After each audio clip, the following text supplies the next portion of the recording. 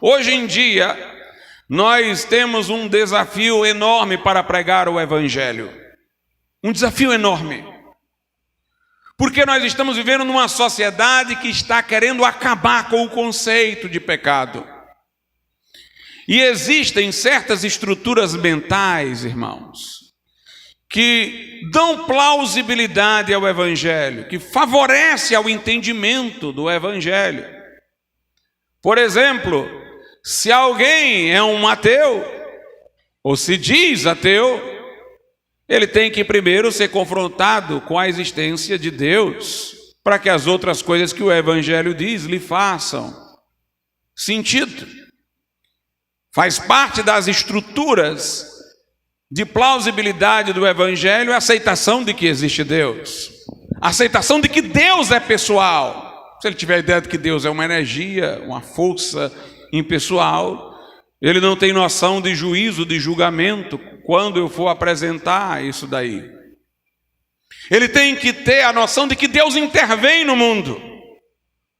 Alguns acham que Deus fez o mundo e o abandonou à sua própria sorte. Os deístas diziam isso no passado.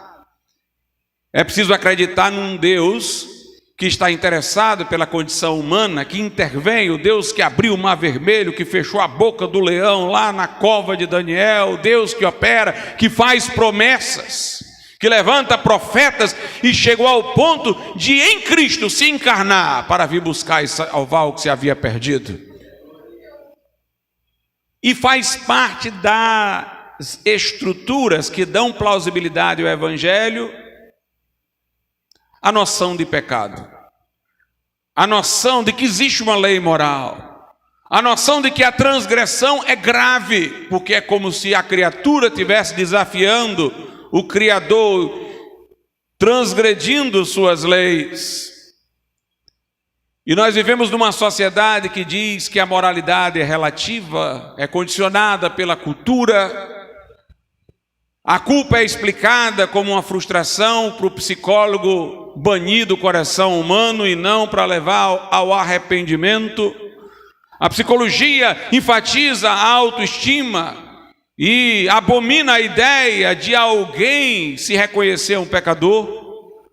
Grande parte dos homossexuais que no passado tão frequentemente se convertiam ao Evangelho, vinham ao Evangelho por causa que se sentiam envergonhados da sua condição, mas o movimento LGBT fomenta para que eles se orgulhem daquilo que são, de maneira que não sintam vergonha, não reconheçam que é pecaminoso o estilo de vida que eles assumem do ponto de vista sexual. Todas essas coisas vão diluindo a moralidade, o conceito de lei, de pecado. E quando nós falamos em arrependimento, isso parece uma coisa distante, as pessoas estranham isso. Mas nós precisamos insistir com a noção de pecado. O pregador do Evangelho prega também a lei, porque a lei fere para o Evangelho sarar. A lei abate para o Evangelho ressuscitar.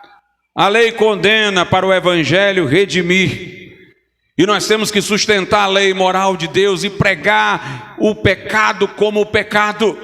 E o Espírito Santo prometeu abençoar esta mensagem. Jesus prometeu abençoar esta mensagem com o Espírito Santo. Ele convencerá o mundo do pecado, da justiça, do juízo. Há pregadores e igrejas hoje que querem pregar a Cristo, mas sem o arrependimento. O homem não tem que olhar para trás e despedir-se da vida velha e abominar tudo que fez e que era. Ele simplesmente tem que entrar na igreja e seguir para frente. É como se Jesus fosse só para somar na vida dele. Não, você continua como está, mas agora Jesus vai estar lá com você.